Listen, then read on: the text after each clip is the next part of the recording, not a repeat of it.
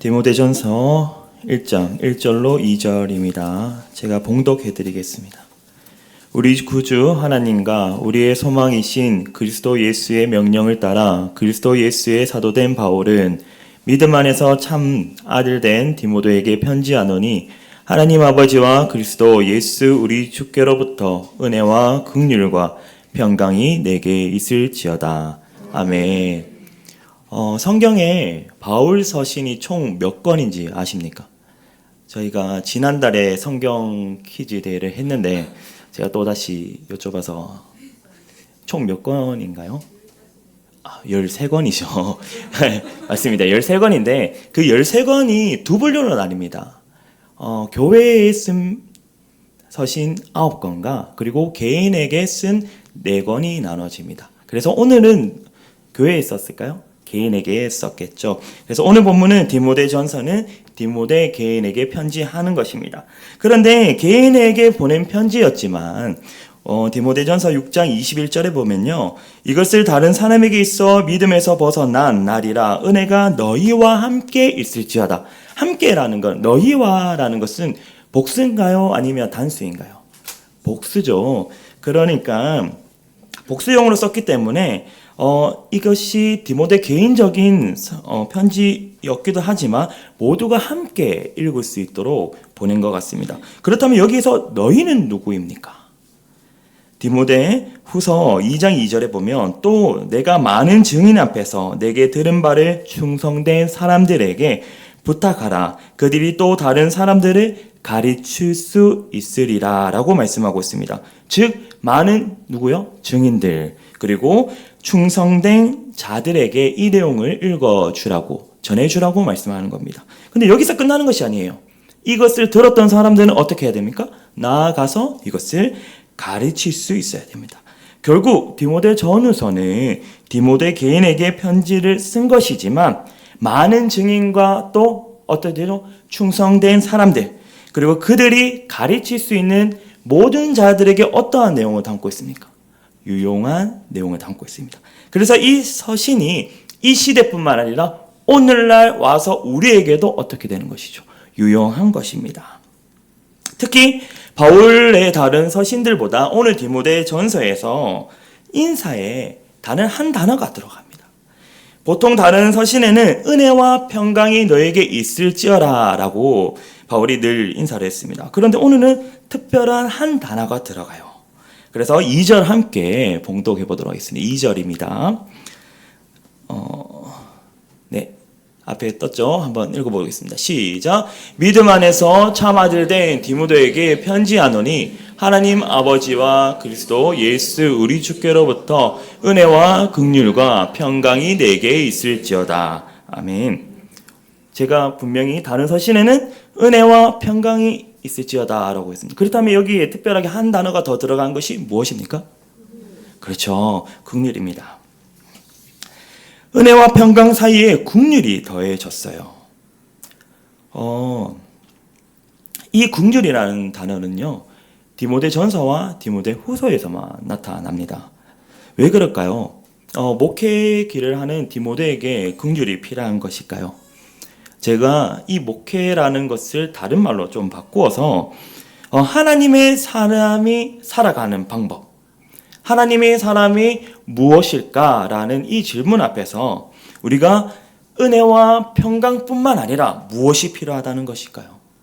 바로 은혜와 평강도 필요하지만 그것에 더 나아가서 바로 긍휼이 필요하다는 것입니다. 이 긍휼이라는 것을 우리가 지금 잠깐 살펴볼 것인데, 긍휼이라는 이 단어는요, 엘레오스라는 단어입니다. 그 헬라어로는 엘레오스고, 이 단어를 이제 그 히브리어 말로 하면 라함인데요. 이 라함은 평소에 많이 들어보셨을까요? 어머니의 아기집, 즉 이제 자궁이라는 뜻을 가지고 있습니다. 즉 어머니가 아이를 품을 때 알고 품으시나요? 모르죠. 그 아이가 어떻게 생겼고 어떤 성품을 가졌고 그리고 앞으로 어떠한 아이가 될지 그런 거 모든 것도 모르고 그냥 품습니다. 아이의 얼굴을 보셨나요? 요즘에는 뭐 보시기도 하죠. 3D로. 그런데 이때만 해도 못 보았습니다. 아이를 보지도 않고 그 아이를 위해서 어머니는 뭐 합니까? 목숨을 거시죠. 그만큼 이 긍휼이라는 것은요, 어머니의 사랑에 무한한 절대적인 사랑, 그 아이를 위해서 모든 것을 주고도 아낌없이 더 주는, 이것이 바로 무엇이냐면 긍휼이고, 이 라함이라는 단어가 가진 뜻입니다. 그래서 이 라함이라는 단어를 저희가 다시 헬라어로 바꾸면 엘리오스, 바로 긍휼이라는 것입니다. 우리가 하나님의 사람으로 이 땅에 살아갈 때 당연히 은혜와 평강이 필요합니다. 우리가 하나님 앞에 쓰임 받기 위해서는 은혜와 평강이 우리에게 필요합니다. 그런데 한 가지가 더 필요하다는 것이죠. 무엇입니까? 바로 긍휼이 우리의 삶에 필요하다는 것입니다. 은혜와 평강에 더하여 긍휼이 필요하다는 것입니다. 그래서 오늘 디모데전서 1장 12절로부터 16절을 차근차근 살펴보면서 이 긍휼이 왜 우리에게 필요한지 한번 살펴보도록 하겠습니다. 먼저 12절입니다. 나를 능하게 하신 그리스도 예수 우리 주께 내가 감사함은 나를 충성되이 여겨 내게 직분을 맡기심이니 라고 합니다. 12절에 내가 충성된 것입니까? 아니면 나를 충성되게 여겨주신 겁니까? 맞습니다. 내가 충성된 것이 아니라, 바울이 충성되어서 쓰임 받는 것이 아니라, 하나님이 바울을 충성되지 않은 자였지만 나를 어떻게 했다고요? 충성되게 여겨주셨다는 것입니다. 그리고 뭐 하셨습니까? 직분을 맡겨주셨어요. 내가 직분을 맡을 만한 능력이 있는 것이 아니라 하나님께서 맡겨주시다는 것입니다. 하나님께서 왜 그렇게 하셨을까요? 13절입니다. 내가 전에는 비방자요, 박해자요, 폭행자였으나 도리어 여기서 무엇이라고 하냐면 긍휼을 입은 것은 내가 믿지 아니할 때 알지 못하고 행하였음이라 라고 말씀하고 있습니다. 여기 단어 긍휼이 되게 중요합니다. 내가 하나님의 쓰임받을 만한 사람이 아니었는데, 그런데 나를 긍휼히 여겨주셨습니다. 긍휼을 어떻게 하셨다고요? 입혀주셨어요. 내가 믿지 아니할 때, 알지 못할 때 행했던 그 모든 것들이 있지만 그것을 아시면서 하나님께서는 뭐 하셨다? 긍휼히 입혀주셨다는 겁니다. 바울이 하나님을 바로 알지 못하고 있을 때, 바로 믿지 못하고 있을 때, 그때 비방하고 박해하고 폭행했을 때 바울을 하나님께서는 오히려 어떻게 하셨습니까? 감싸주셨습니다. 이처럼 바울은 하나님의 긍휼을 경험하게 되었습니다. 그래서 하나님의 긍휼을 경험한 바울은 깨달은 것이 있습니다. 내가 복음을 전하고 증거하고 교회를 세우고 영혼을 변화시킬 수 있는 사람이 아닌데, 하나님이 나를 긍휼히 여기셔서, 긍휼히 여겨주셔서, 긍휼을 입혀주셔서 그 긍휼 때문에 내가 이렇게 쓰임 받는다는 것을 깨닫게 된 것입니다. 14절, 우리 주의 은혜가 그리스도 예수 안에 있는 믿음과 사랑과 함께 넘치도록 풍성하였도다. 즉 내가 한 것이 하나도 없습니다. 주님의 은혜가 풍성하였다고 말씀하고 있는 겁니다. 바로 15절, 믿보다 모든 사람이 받을 만한 이 말이요 그리스도 예수께서 죄인을 구원하시려고 세상에 임하셨다가 하였도다. 죄인 중에 내가 개순이라 말하고 있습니다. 지금 사도 바울은 누구에게 편지를 쓰고 있나요? 디모데죠. 누굽니까? 제자예요. 바울의 가르침을 받고 있던 제자입니다. 그런데 제자에게 바울은 지금과 같이 15절과 같이 자신을 소개하고 있습니다. 예전에 바울이었다며 이렇게 자신을 소개할 수 있을까요? 아닙니다. 하나님의 긍휼이 있고 긍휼을 체험한 자만이 이렇게 자신을 낮추고 말할 수 있는 것이죠. 이것을 보고 우리가 사울이 아니라 바울로 변화받았다는 것을 깨달을 수 있는 것입니다. 예수를 알기 전에 바울이었다면 절대 이렇게 자신을 말하지 않았을 것입니다. 소개하지 않았을 것입니다. 변화받은 바울은 오늘 어떻게 자신을 나타내고 있습니까? 나는 내 실력으로 쓰임받는 것이 아니다. 나는 죄인 중에 괴수이고 나를 사랑하시어 구원하시기 위해 이 땅에 오신 예수 그리스도, 그분만을 고백하고 있는 것입니다. 오늘 우리가 드러내야 할 고백이 바로 이것이지 않겠습니까? 예수님은 죄인을 구하러 오셨는데 그 죄인이 바로 누구입니까? 바로 나라는 것이죠. 이 은혜가 누구를 위한 것입니까? 바로 나를 위한 것입니다. 그러니까 우리는 뭐 할 수밖에 없습니까? 감사할 수밖에 없어요. 내가 하나님의 그 긍휼하심 앞에 엎드릴 수밖에 없는 것입니다. 한없이 눈물만 흘릴 수밖에 없는 것이죠. 내 자신이 드러나지 않는 겁니다. 우리는 오직 하나님의 은혜와 사랑과 감사함을 고백하지 않을 수 없는 것입니다. 16절 한번 보겠습니다. 그러나 내가 긍휼을 입은 까닭은 예수 그리스도께서 내게 먼저 일체 오래 참으심을 보이사 후에 주를 믿는 영생 얻는 자에게 본이 되게 하려 하심이라. 여기서 긍휼을 입었다 말씀하고 있습니다. 13절에도 어떻게 말씀하고 있었죠? 긍휼을 입었다라고 말씀하시죠. 긍휼은요, 나의 능력으로 성취하는 것이 아닙니다. 긍휼은요, 내가 얻어내는 것이 아닙니다. 내가 따내는 것도 아닙니다. 그렇다면 긍휼은 어떻게 얻는 겁니까? 하나님께서 우리에게 입혀주시는 것입니다. 바로 수동형이죠. 하나님께서 주실 때 우리는 그저 받을 수밖에 없는 것입니다. 긍휼을 입히시고 긍휼을 입은 까닭이 무엇입니까? 예수님께서 왜 오래 참으셨습니까? 나의 연약함과 부족함과 제된 것을 왜 오랫동안 참아주셨습니까? 이런 나를 어떻게 쓰시려고 참아주신 것일까요? 후에 주를 믿는 영생을 얻는 자들에게 무엇이 되게 하시기 위해서? 본이 되게 하시려고 말씀하십니다. 부족하고 무엇 하나 쓸 것 없는 나이지만 주님은 참으세요. 나에게 긍휼을 입히셔서 나중에 누구에게 보이신다고요? 영생을 얻는 자들에게 본이 되게 보이시기 위해서 하신다는 겁니다.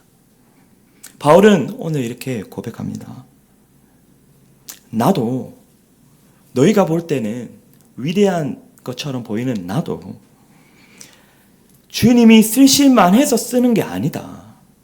나는 부족하고 연약하고 죄인 중에 죄인이고 괴수일 뿐이지만 이런 날에 주님께서 오래 참으셔서 어떻게 하신다고요?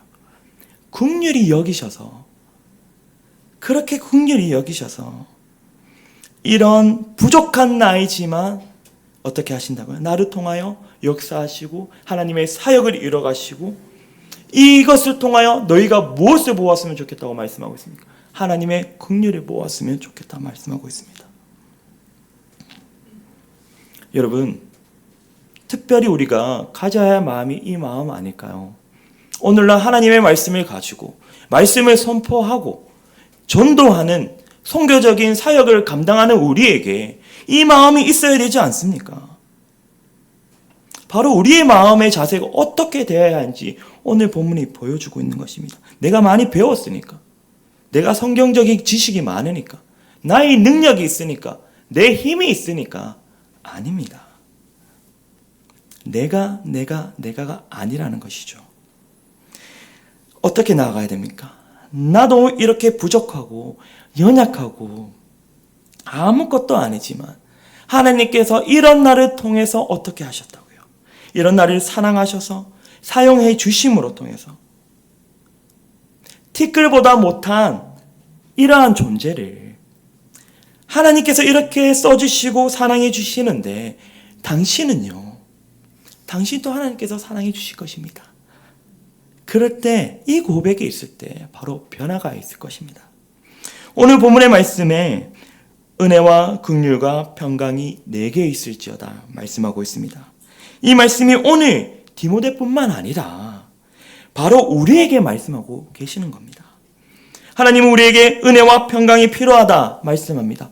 그리고 더욱더 긍휼이, 이 긍휼함이 너희에게 필요하다 말씀하고 있습니다. 왜냐하면 저희는 죄인 중에 죄인이고 괴수일 뿐입니다. 무엇 하나 내세울 것이 없는, 자격 없는 자들이죠. 그런데 이런 날을 주님께서는 어떻게 하셨습니까? 부르셨어요. 하나님의 자녀로요. 교회에서 직분을 세워주셨어요. 교사로서 어린 심령들을 맡겨주셨어요. 섬기게 해주셨다는 것이죠.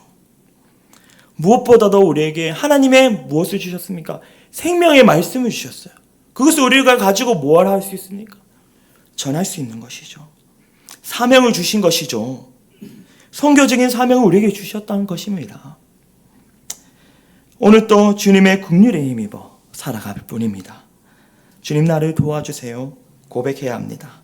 우리는 주님 앞에서 다시 엎드려져야 합니다. 주님의 긍휼이 필요합니다.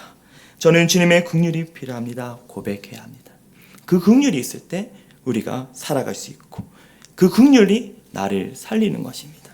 그렇다면요, 오늘날 우리가 긍휼이 입은 자로서 어떤 목적을 가지고 살아가야 할까요? 오늘 본문 1절, 2절에 나타난 것처럼 디모데에게 무엇에 집중하라 합니다. 그것은 명령이었어요. 그것은 바로 사도라는 곳에 집중하라 합니다. 여러분, 사도는 무엇이냐면 부르심을 입은 자, 그리고 보내심을 받은 자입니다. 즉 하나님의 백성들은 긍휼을 입은 자들은 무엇에 집중해야 됩니까? 부르심에 집중해야 하고 보내심에 집중해야 합니다. 이것저것 내가 원하는 대로 살아가는 것이 아니라 우리는 내가 의도하는 대로 살아가는 자들이 아니라 하나님이 부르시고 보내신 일에 집중하고 살아가야 하는 것입니다. 다른 것을 보지 않고 부르신 일과 보내신 일에 순종하라고 말씀하고 있습니다. 그렇다면 부르신 일과 보내신 일에 집중하기 위해서는 오늘의 말씀 5절에서 말씀하고 있습니다. 5절, 이 교훈의 목적은 청결한 마음과 선한 양심과 거짓 없는 믿음에서 나오는 사나이거늘이라고 말씀하고 있습니다. 바로 청결한 마음을 가지라는 것이죠. 이 청결한 마음이라는 것은 무엇입니까? 바로 내면에 초점을 두라는 것입니다. 바깥에 보여지는 외면이 아니고요. 내면에 초점을 두라는 것입니다. 껍데기에 불과한 그런 것에 초점을 두는 것이 아니라고 말씀합니다. 잠언 4장 24절에 모든 지킬 만한 것 중에 더욱 내 마음을 지키라. 생명의 근원이 이에서 남이라 말씀하고 있습니다. 우리가 모든 사역을 할 때 외면이 아니라 내면에 초점을 두어야 합니다. 그 마음은 어떠한 마음이라고 말씀하고 있습니까? 청결한 마음이라 말씀하고 있죠. 청결한 마음이라고 우리가 들으면 무엇이 생각납니까? 마태복음 5장 8절에 마음이 청결한 자는 복이 있나니 그들이 무엇을 보죠? 하나님을 볼 것입니다. 반대로 말하면 마음이 청결하지 않으면 하나님을 보지 못하죠. 그럼 하나님을 보지 못하면 무엇을 바라볼까요? 바로 세상을 바라봅니다. 세상을 바라보는 것이 무엇입니까? 물질적이고 권세적이고 세속적인 것들을 자꾸 바라보게 되는 것입니다. 왜요? 마음이 청결하지 않기 때문에 하나님이 보이지 않기 때문에 세상을 바라볼 수밖에 없는 것이죠. 우리는 여러분 어떻게 걸어갑니까? 보이는 대로 걸어가지 않습니까? 보이는 길대로 걸어가지 않습니까? 그런데 하나님이 보이지 않고 세상이 바라보인다면 우리가 어떻게 걸어가겠습니까? 그러니까 마음이 청결하면 하나님만 보이니까 하나님을 보고 따라가는 것입니다. 그러나 우리가 청결하지 못하면 영적 맹인이 되어서요, 하나님의 뜻을 분별하지 못하게 되고, 그렇기 때문에 오늘 본문에서 마음의 청결함을 유지하라고 말씀하고 있습니다. 그리고 또 마음이 깨끗해야 쓰임받죠. 디모데후서 2장 20절 이후부터 그릇에 대한 비유를 나오죠. 여러분, 이곳에서 하나님께 쓰임받는 그릇은 어떠한 그릇입니까? 바로 깨끗한 그릇입니다. 21절에 이렇게 나타납니다. 그러므로 누구든지 이런 것에서 자기를 깨끗하게 하면 기 쓰는 그릇이 되어 주인이 쓰심에 합당하며 모든 선한 일에 준비함이 되리라 말씀하고 있습니다. 하나님께 쓰임받기 위해서 우리는 어떻게 해야 합니까? 깨끗해져야 합니다. 유능한 것이 문제가 아닙니다. 무엇이 문제입니까? 깨끗해야 하는 것이죠. 우리가 쓰임받기 위해서는 깨끗해져야 합니다. 그런데 우리가 세상 속에서 살아갈 때 기준적으로 기준을 잡는 것은 무엇입니까? 유능함, 능력, 부 아닙니까? 그리고 그것을 돌려고 기도하지 않습니까? 하지만 잘하는 것, 능력 있는 것, 그것을 쓰는 곳은 어디입니까? 세상입니다. 하나님께서는 깨끗한 자를 사용하십니다. 가끔 우리는 이렇게 생각합니다. 저 사람보다 내가 좀 더 나은 것 같은데 왜 하나님께서 나를 안 쓰시고 저 사람을 쓰실까? 오늘 말씀에 한번 생각해 보셔야 됩니다. 능력이 문제가 아니라 그럴 수 있다는 것입니다. 내가 깨끗해져야 되는 것이죠. 깨끗해야 하나님이 보이고 깨끗해져야 하나님께서 사용하십니다. 그러면 깨끗해지는 방법이 무엇입니까? 우리가 청결한 마음을 갖기 위해서는 어떻게 해야 합니까? 범죄했던 다윗이 고백했던 시편 51편에 그 시편 51편을 보면 내 힘으로 안 된다 말하고 있습니다. 내가 아무리 씻을지라도 안 된다 하죠. 빌라도처럼 손을 씻는다고 해서 내 죄가 씻기는 것은 아닙니다.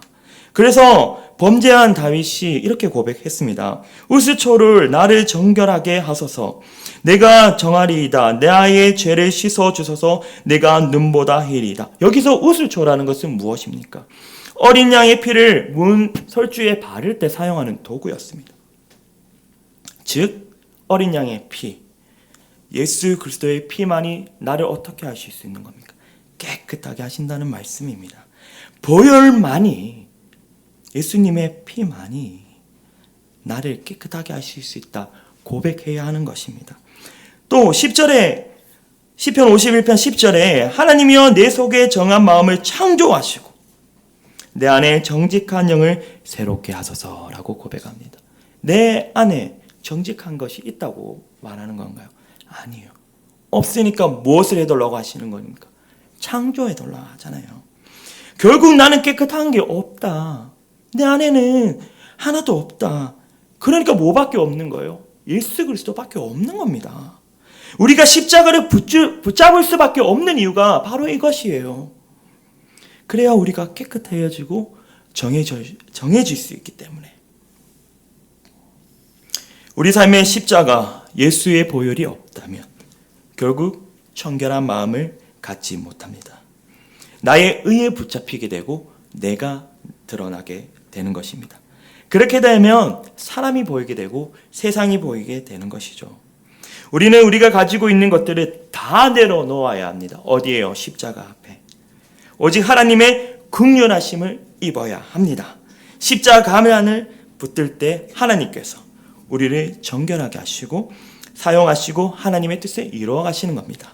그리고 두 번째, 선한 양심을 우리가 가져야 하는 것인데 이 양심이라는 이 개념이 되게 어렵습니다. 교회에서도 사용되어지고 세상 속에서도 사용되어지기 때문에 이 양심이라는 개념을 바로잡기는 좀 힘든 것 같아요. 세상 속에서 뭐 잘못하면 이 양심도 없다 이렇게 말하지 않나요? 세상의 논리를 이제 정리할 때 사용되는 단어이기 때문에 어떻게 정확한 뜻을 나타낼 수 없지만 하나님을 믿든지 믿지 않든지 모든 자들이 사용하는 것이 바로 양심입니다. 그래서 양심의 기준은 조금 묘합니다. 한국 어르신들이 개고기를 먹으실 때 양심의 가책을 느끼십니까? 안 느끼시죠? 맛있게 드시잖아요. 그런데 요즘 어린 시대들의 그런 모습을 보면 걔들은 양심이 되게 조금 그럴 거예요. 뭐 개고기 먹으러 가자 하면 인상이 바뀌거든요. 그리고 외국 사람들이 우리 한국 사람들을 바라볼 때 그렇죠. 그들은 더한 것도 먹으면서 우리가 그것을 먹는다고 좀 그렇습니다. 그렇지만 우리는 전혀 양심의 가책을 이렇게 느끼지 않습니다. 그런 것처럼 이 양심이라는 것은 문화마다 조금 다른 것 같습니다. 그리고 우리가 죄를 계속 짓다 보면 양심이 무뎌지게 돼요. 처음이 힘든 거지 두 번, 세 번 점점 자연스럽게 되어가고 있습니다. 그래서 오늘 양심 앞에 수식어가 딱 붙어 있어요. 어떠한 양심입니까? 선한 양심이라는 것이죠. 이 선한 양심이 바로 핵심입니다. 양심은 선한 양심을 살려내야 하는데 그렇다면 우리가 선한 양심을 만들어내기 위해서는 어떻게 해야 하는 것일까요? 이 의미를 구약에서 찾을 수 있을 것 같습니다. 모세가 하나님께 영광을 보여주소서라고 이렇게 바랬던 적이 있어요. 그럴 때 하나님께서 모세에게 나의 영광이 이런 것이다 땅 하면서 이렇게 보여주신 것이 아니라 그 앞에 선한 것들을 지나가게 합니다. 바로 출애굽기 33장 18절로 19절에 나타나는데요. 모세가 이르되 원하건대 주의 영광을 내게 보이소서. 여호와께서 이르시되 내가 내 모든 선한 것을 내 앞으로 지나가게 하고 라고 하였습니다.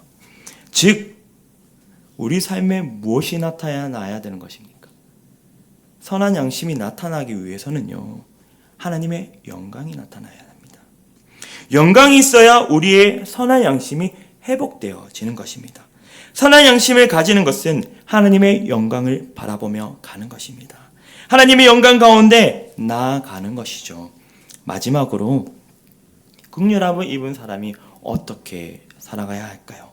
바로 거짓이 없는 믿음을 가지고 살아가야 합니다. 믿음 앞에 또 수식어가 붙었어요. 거짓이 없는 믿음. 바로 거짓이 없는 것입니다. 우리가 잘 알듯이 신앙생활과 모든 부분을 할 때 믿음이 매우 중요합니다. 그런데요, 믿음의 가장 큰 적은 바로 거짓이죠. 우리의 믿음에 거짓이 침투 못하게 해야 하는데, 이 거짓이라는 것은 히포크라시스라는 단어가 바로 거짓인데, 이것은 바로 위선입니다. 그리고 가면을 쓰다라는 뜻을 갖고 있습니다. 바로 무엇이냐면 연기하다라는 뜻을 가지고 있죠. 그래서 우리가 연기하는 믿음을 가지면 안 된다는 것입니다. 무엇입니까? 척한다는 것이죠. 어떻게 해요?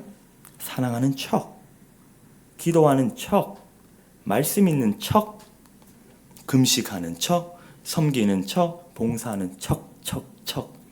이렇게 척하면 안 된다는 것이에요.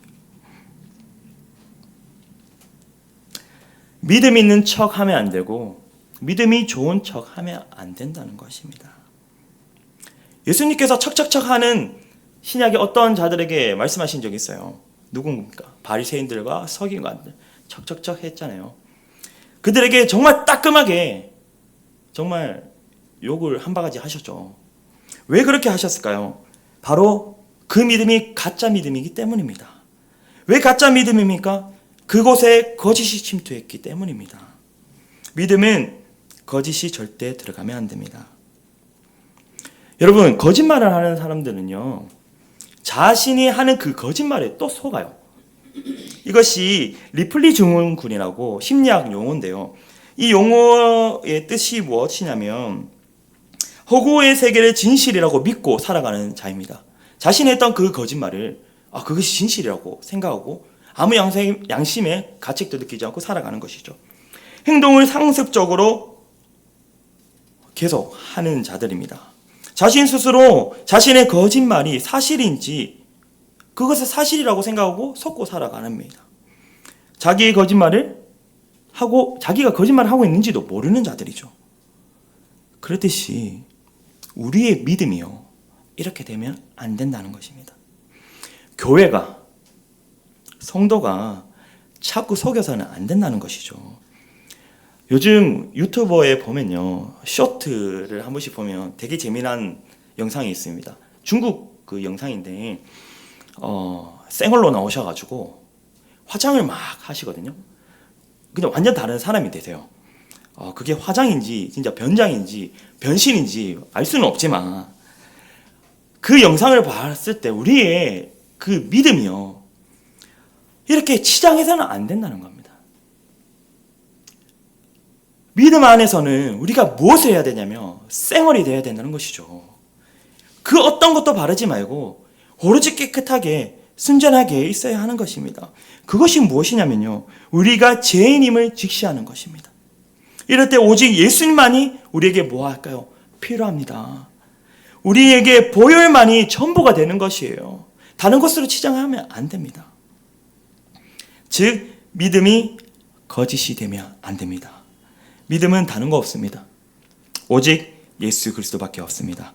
오늘 본문 4절에 신하와 끝없는 족보에 몰두하지 말게 하려 함이라. 이런 것은 믿음 안에 있는 하나님의 경륜의 이름보다 도리어 변론을 내는 것이라 말씀합니다. 여러분, 믿음이라는 것은 예수 그리스도 하나로 끝나야 합니다. 오직 믿음은 하나, 예수 그리스도를 믿는 그 한 가지만 있어야 합니다. 복음에 다른 어떠한 것도 더 붙여서는 안 됩니다. 하나님께서는 우리의 필요를 아셨습니다. 그래서 은혜와 평강과 무엇을 주십니까? 긍휼을 있을지어다 라고 오늘 말씀하셨습니다. 우리가 살아가는 방법이 무엇입니까? 하나님의 긍휼을 입은 자들이 살아가는 방법이 무엇입니까? 바로 청결한 마음, 선한 양심, 그리고 거짓 없는 믿음으로 살아가는 것입니다. 이러한 삶을 살아가는 저와 여러분 되시기 바랍니다. 기도하겠습니다. 사랑과 은혜가 풍성하신 하나님 아버지 감사합니다. 오늘도 자격 없지만 주님의 그 긍휼함을 입어 이곳에 왔습니다. 그 은혜를 기억하고 주님 앞에 나아갈 때 우리가 청결한 마음과 선한 양심과 거짓 없는 믿음으로 가지고 살아가며 주님께만 영광 올려드리게 하옵소서. 모든 것 주님께 맡겼고 예수님 이름으로 기도합니다. 아멘.